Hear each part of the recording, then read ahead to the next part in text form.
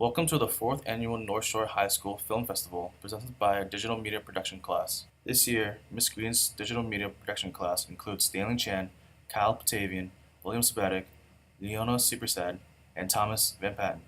During the pre-production phase, they wrote original scripts, created storyboards, and casted their films. In the production phase, they shot video, worked through the production process, and mastered various cinematic techniques from real Hollywood films. Finally, in post-production, they spent weeks editing their films and making sure that they're the very best they can possibly be. So sit back, relax, and enjoy the show.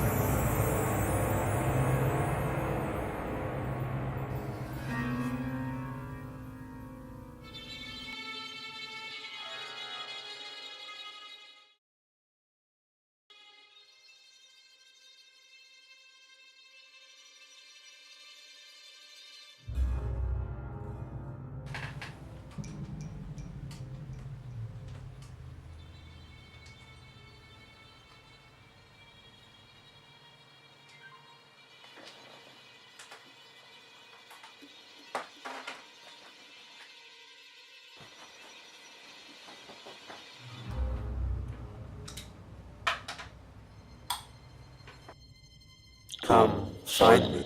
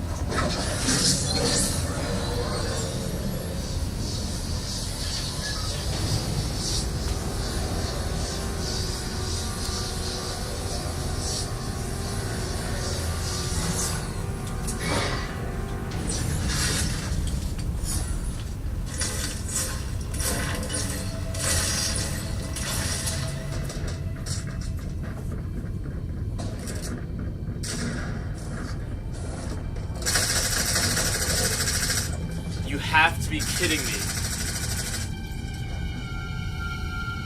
I hit him like 5 times. Guys, I'm sorry. I gotta take out the garbage. I forgot. I'll be back.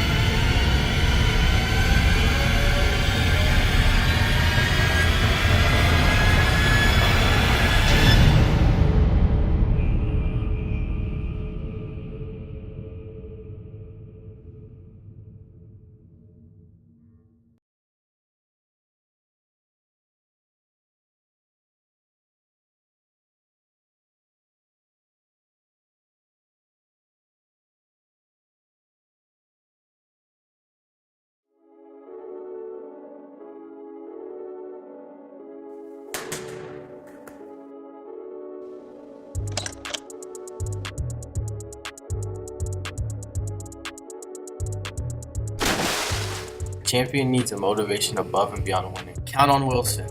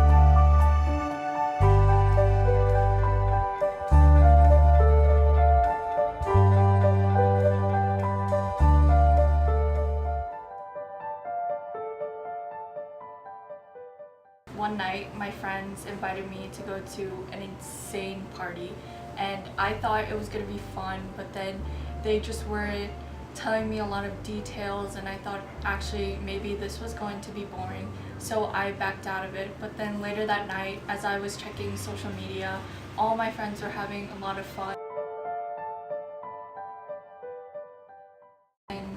In class, there was a really easy question, and I thought I knew the answer to it, and I was really confident in my answer. But then I didn't want to raise my hand just in case if I got the question wrong.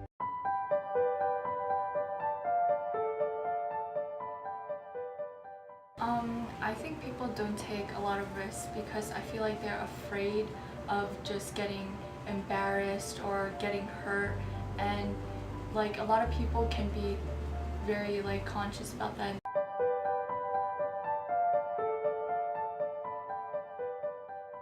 I think it means to risk everything is kind of putting yourself out there and just like putting all the emotions to the side and just doing whatever you want to do in that moment. To place your ideas and your dreams before a crowd is to risk their loss. To love is to risk not being loved in return. To hope is to risk despair. To try is to risk failure. But risks must be taken because the greatest hazard in life is to risk nothing.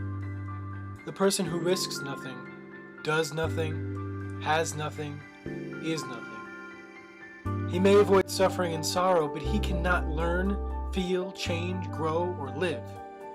Chained by his servitude, he is a slave who has forfeited all freedom. Only a person who risks is free.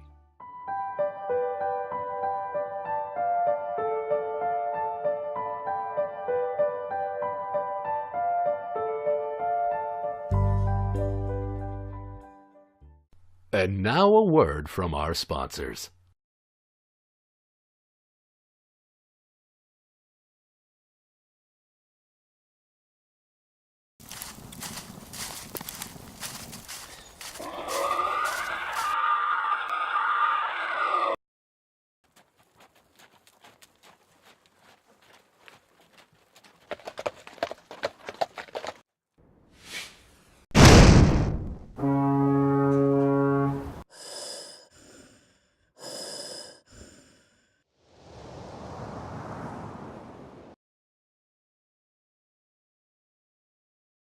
Where will your ancestry take you?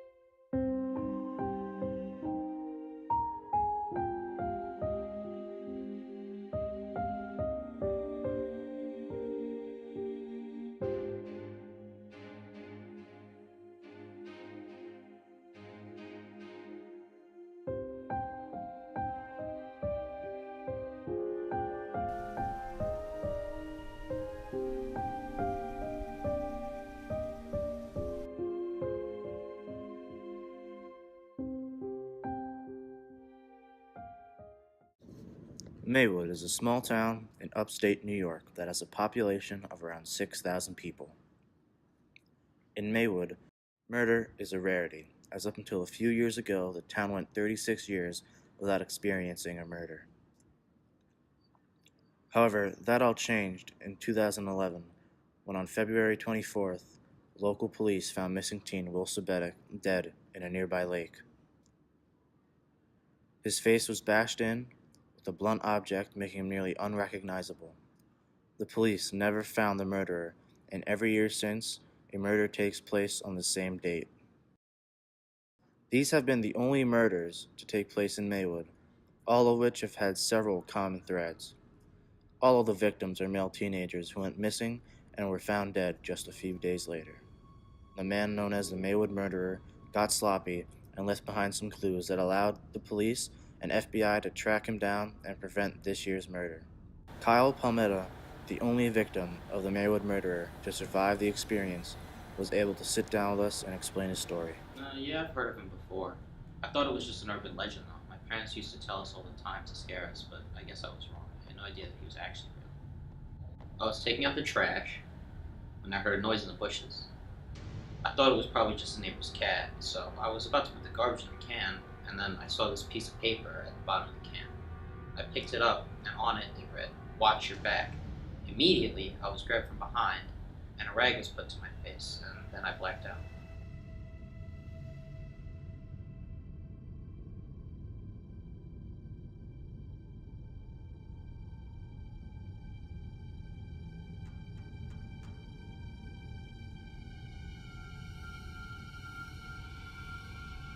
I was wondering where I was and how I got there. I was trying to escape, but I couldn't break free from the ropes, and I had this pounding headache and couldn't think straight. It was pitch black, so I didn't have any clue where I was. And then out of nowhere, the lights turned on. Somebody walked down the stairs and walked straight towards me. He grabbed a tool off the table and he turned to me, and after seeing his mask, I knew instantly what kind of trouble I was in.